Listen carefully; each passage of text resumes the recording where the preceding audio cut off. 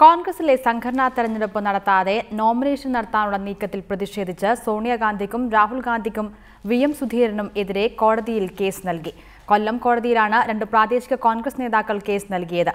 പാർട്ടിയിൽ ജനാധിപത്യമില്ലെന്ന് കാട്ടി നൽകിയ കേസിൽ കൊല്ലം പ്രിൻസിപ്പൽ മുൻസിഫ് എതിർകക്ഷികൾക്ക് നോട്ടീസ് അയച്ചു. ജൂലൈ മാസത്തോടെ സംഘടനാ തെരഞ്ഞെടുപ്പുകൾ പൂർത്തിയാക്കി ഭാരവാഹികളെ തെരഞ്ഞെടുക്കാനായിരുന്നു കോൺഗ്രസ് വർക്കിംഗ് കമ്മിറ്റി നേരത്തെ തീരുമാനിച്ചിരുന്നത്. എന്നാൽ തെരഞ്ഞെടുപ്പ് വൈകിപ്പിച്ച് നോമിനേഷനിലൂടെ കമ്മിറ്റികൾ തെരഞ്ഞെടുക്കാനുള്ള നീക്കത്തിൽ പ്രതിഷേധിച്ചാണ് പ്രാദേശിക നേതാക്കൾ കോടതിയെ സമീപിച്ചത്. കൊല്ലം മയ്യനാട് മുൻ block committee president Vijayakumar, Abdul Salam എന്നിവരാണ് പരാതിക്കാർ. Congress president Sonia Gandhi, vice president Rahul Gandhi, KPCC president VM. Sudheeran, DCC president Sathyaseelan, returning ഓഫീസറായി നിയോഗിക്കപ്പെട്ട മുല്ലപ്പള്ളി രാമചന്ദ്രൻ എന്നിവരാണ് എതിർകക്ഷികൾ. ഡി.സി.സി പ്രസിഡന്റോ കെ.പി.സി.സി പ്രസിഡന്റോ ആയിട്ട് അർഹതപ്പെട്ട ആൾക്കാർ പോകണം, അതിൻ്റെ ആവശ്യമുണ്ട്.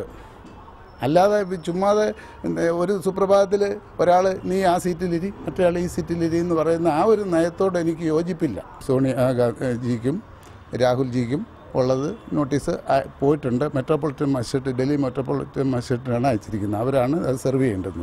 കോടതി നോട്ടീസ് അയച്ചതിനെ തുടർന്ന് ഡി.സി.സി പ്രസിഡന്റ് അഭിഭാഷകൻ മുൻസിഫ് കോടതിയിൽ ഹാജരായി. കേസ് അടുത്ത മാസം കോടതി വീണ്ടും പരിഗണിക്കും. റിപ്പോർട്ടർ, കൊല്ലം.